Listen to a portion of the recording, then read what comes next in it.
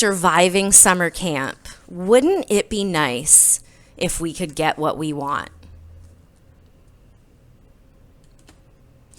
So let's be honest. What we really want is the kids in our groups to do what we ask them to do. It's a reasonable request, it is, but we need to do some work to get it. First, we need to understand why they can't do it. Science. The brain takes 24 years to completely mature, right? The frontal lobe, it's the last thing that is fully developed, and it's responsible for impulse control. So a lot of the time, they simply cannot do what we are asking them to do. Some can, some can't, but nobody should be expected to. When our expectations are not appropriate for the kids in our group, then everybody suffers. Nobody likes to be told what to do. I know you don't, right? I don't. But kids, man, they get told what to do all day long, every day by everyone. When to get up, when to go to bed, what to eat, how much to eat, what to play, what center they're going to, what field trip they're going to, where they're sitting on the bus. I mean, we tell them what to do all day long. They are getting bossed around all day long. Okay, so here's what we're going to do. Instead of figuring out how we can make them do what we want, we're going to work on helping them to be more willing to make a helpful and safe choice.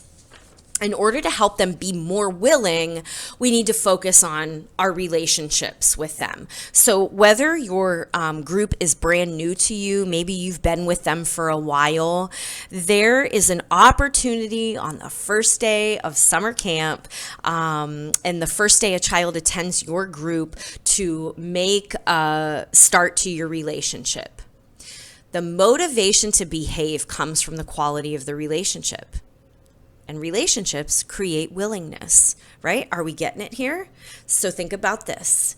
Do you want to do favors for people that you don't like?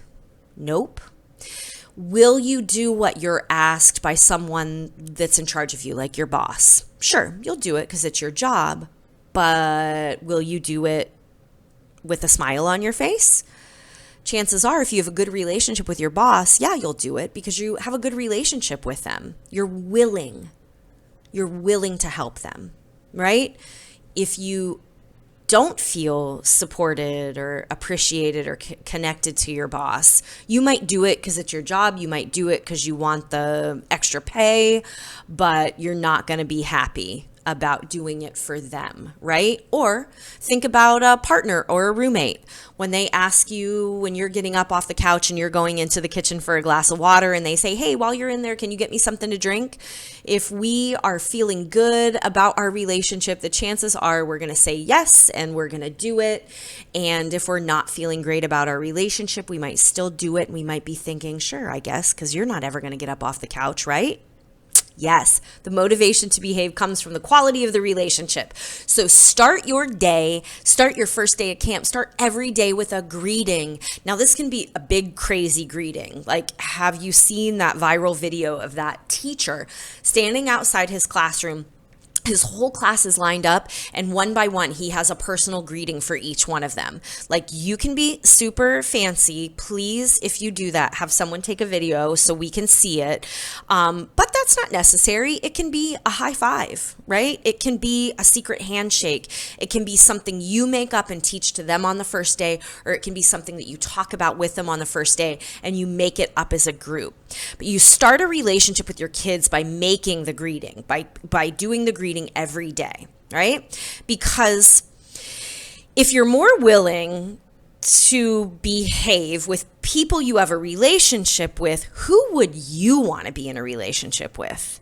A counselor who doesn't bother to look at you when you get there for the day, or one who says, hey, but doesn't even look up at you, or the one who stops what they're doing and comes over, runs across the gym, walks across the playground and says, hey, and gives you a high five and lets you know that they're happy that you are here today. Who would you rather be with? I know it would be the last example. That's the counselor I would want to be with, and that's the one that I would definitely be more willing to do what they asked me to do. Right? So once you've got it, you are going to teach it to the other people in your group, teach it to a sub in your group. This is our group greeting, and we will do it every day. It's a ritual. Then we need to practice managing ourselves, okay? So the first step, start creating a relationship with our greeting, okay? There are lots of other ways to create relationships, and you will do that all through summer camp as you find things in common with the children in your group and you have experiences together. But that's just one solid way to start right off the bat in forming a relationship. So that's a big part of it. But another part of it is us, right? We're going to learn a tool here to do with children when we want them to change their behavior. But in order for it to work, we need to stay in our higher developed brain state, right? Because look, if we can't keep our cool and be chill when things are going wrong with the children in our group, then we certainly can't expect them to. So if you're going to lose your cool, you got to be okay with them losing their cool. You can just all be, uncool all summer long. The kids in your group are not in charge of you, and they most certainly are not in charge of your emotions, right? Nobody's in charge of you but yourself. So we Q-tip. We quit taking it personally. Their behavior is not about you. It might be in response to something that you've done, but really they're missing a skill and they need help. It's not about you.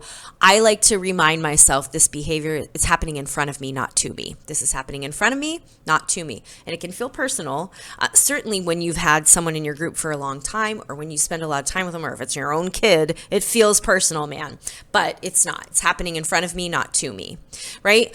Breath, breath, breath. 3 deep breaths shuts down the fight or flight response and brings your cortisol level down. So that slam the brake thing where your body's rushed with cortisol, that fight or flight, that happens too when we feel what we would define right now as disrespected, right? When we feel disrespected, that adrenaline surge happens. It puts us in our lower brain state and it's hard. So we breathe.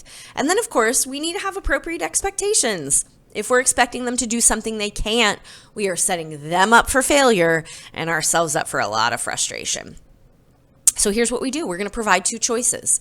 When you provide 2 choices, it puts them in charge of themselves. You avoid power struggles, which is really important because nobody wins in a power struggle. It never ends well.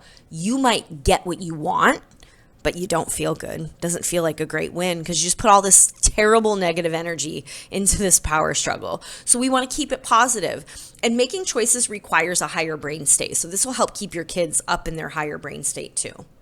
The formula for 2 positive choices is simply this. You may blank or blank. Which is better for you?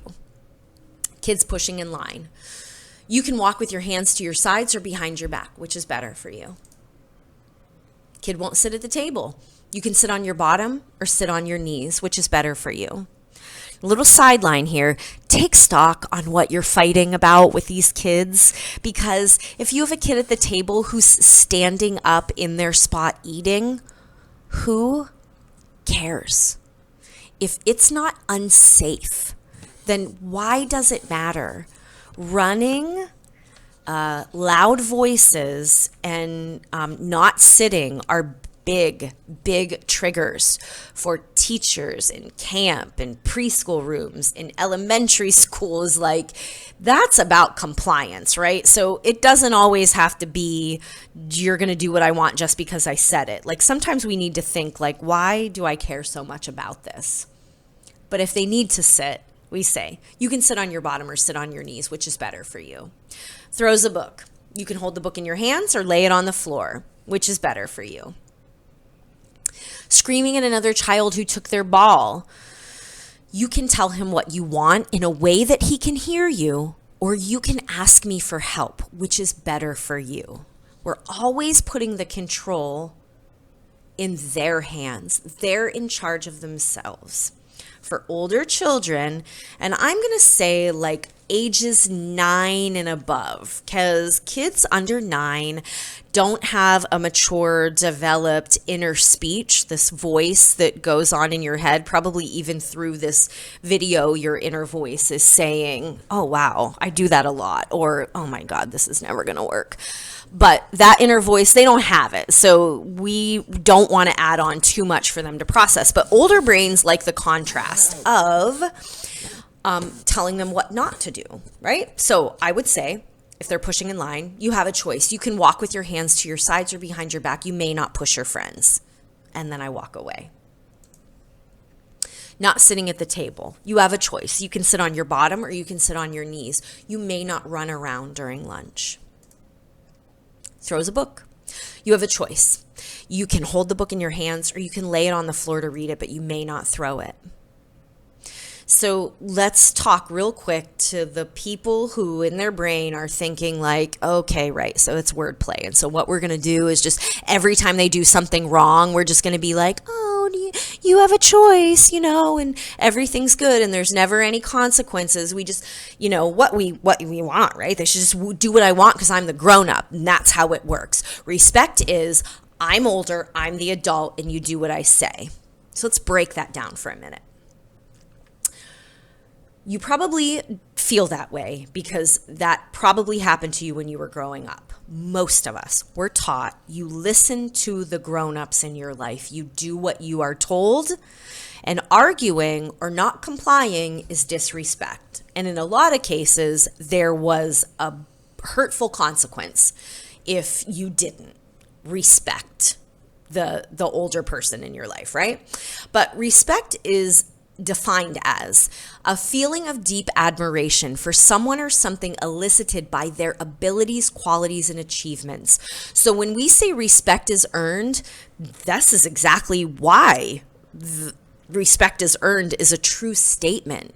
You don't have admiration for someone who threatens you, right? That's not respect, that's obedience. That's compliance. Respect is earned. So do you want to be in a relationship or do you want to be right? Respect is earned. Let me add one more thing to that. This blind idea of teaching children that you do what grown-ups say is how bad grown-ups get children to keep quiet when bad things are happening.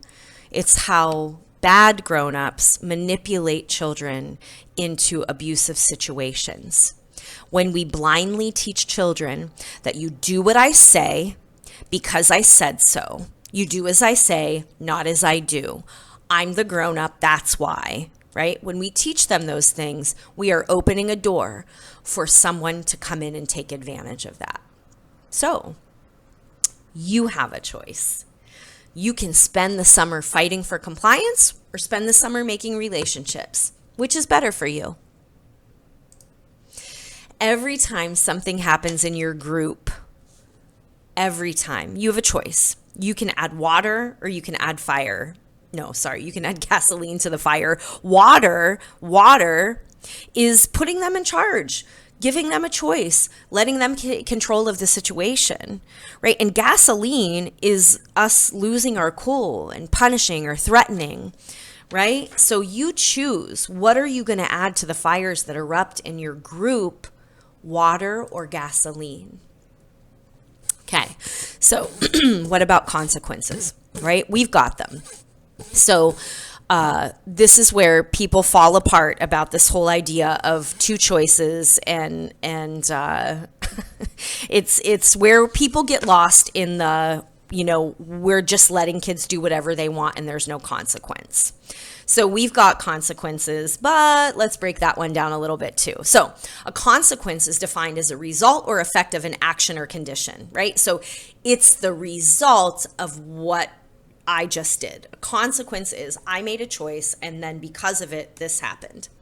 Punishment is defined as the infliction or imposition of a penalty as retribution for an offense.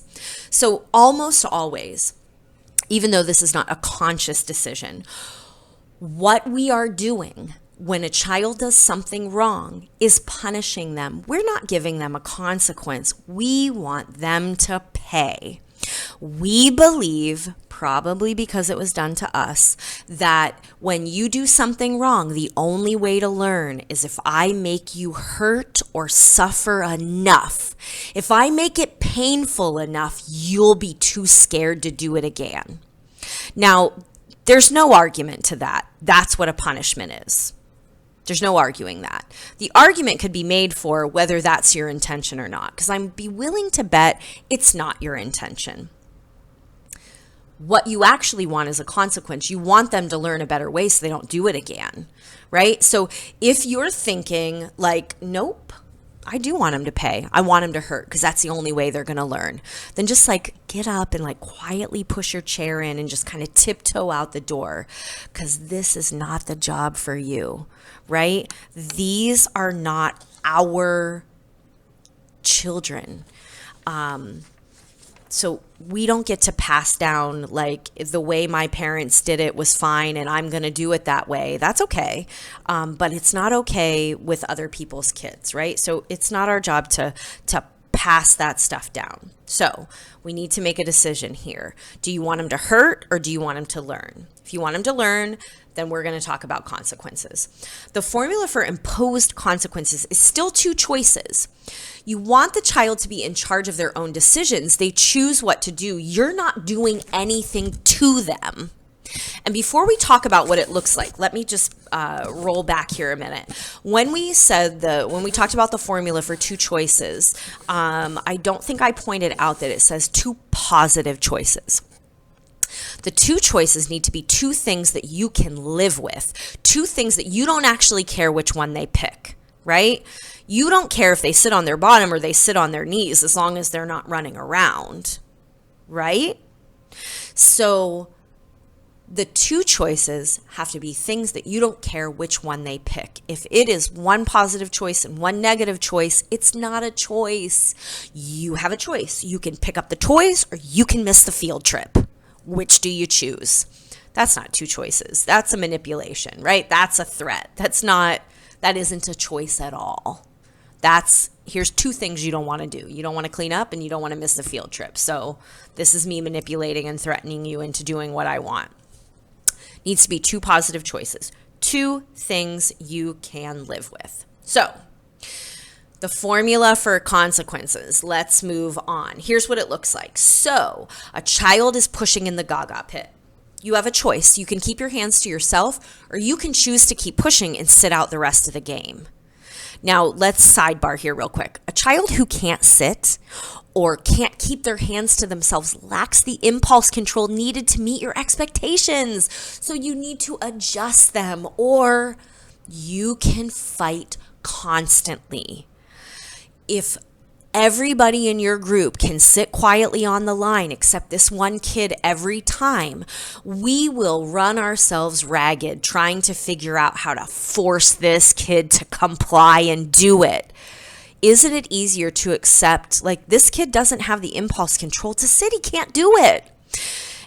P.S. In elementary schools and probably in some of our programs too, when we do this whole like you need to sit quietly and if you don't you're the last one chosen or you've got to sit out gym time as a punishment, you are taking the kids who need to move the most, the kids who cannot sit still, and we are taking away their opportunity to move.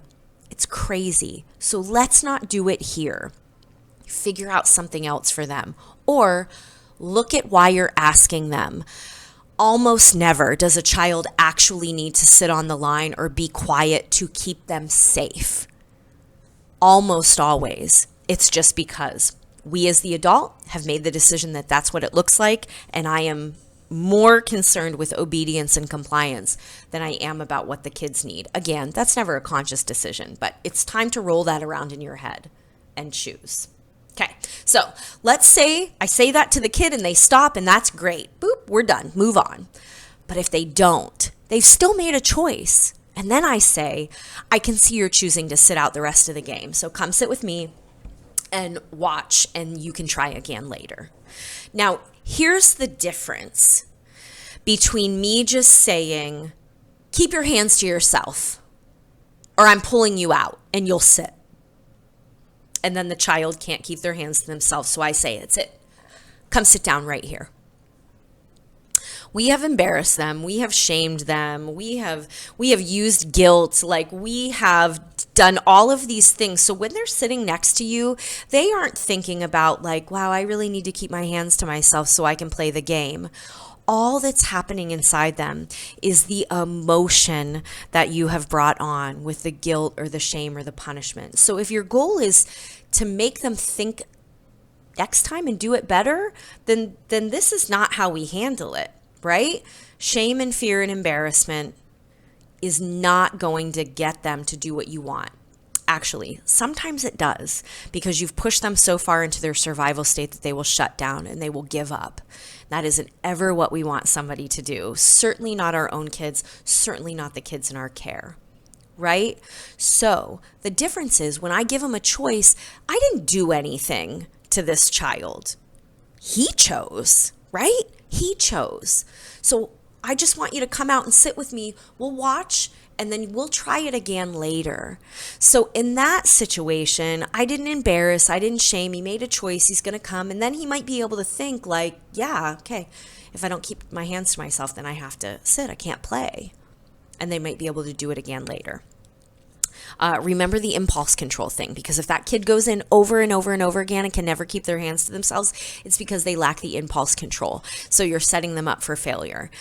Not ever letting them play would be a punishment, and that's not fair either. So maybe you try something different, like you have a really hard time keeping your hands to yourself in the gaga pit, but I want you to be able to play. Let's try keeping your hands in your pockets and see if that will work. Now, there's a disclaimer here that I don't actually know what the gaga pit is, so you might have to use your hands, and this example might not make any sense, but I'm hoping you can like kind of get what I'm saying. Like, make it soccer if you need to. Okay, so let's go to the child won't sit for lunch example. So the child won't sit for lunch. You've already provided two positive choices, and so they haven't stopped, and I'm going to say, I can see you're not able to sit safely to eat. Come with me, we'll eat together, and we can try again with your friends at snack, right? And while you're sitting and this child isn't engulfed in shame and embarrassment and can actually think about what happened, then you might be able to say, hey, I know it's hard to sit at the table, but every time you get up and go to the other table and put your hand on the table or touch a friend, you're getting germs on your hand, and then you go back to the table and eat your food. It's not safe to run around and touch other things while you're eating. That's why I need you to be at the table. We'll try it again at snack time. So you're going to plan ahead, you're going to practice, you're going to oops, and then you're going to figure out what to do next time. So it rarely comes out, especially in the beginning, you're going to walk away from here like, yep, okay, this is what I'm going to do. I'm going to try it. Something's going to happen. You're going to say what you always say, and then you're going to be like, oh, it's okay. You just say, oops. I wish I would have done it this way. And you figure out what to do next time. So the next time it happens, you know exactly what you're going to say. You're going to practice. You're going to plan ahead. Think right now. What are some common things that happen? What are some common struggles in your group or in things that have happened in the past, and what your choice could be, right? If it's pushing in line, what are you going to say if someone's pushing in line? You can keep your hands to your sides, or you can keep your hands behind your back. You may not put your hands on your friends. Is that going to be what you're going to say? Okay, write it down. Plan it out. Practice it in your head. It will go better for you. I promise. Good luck.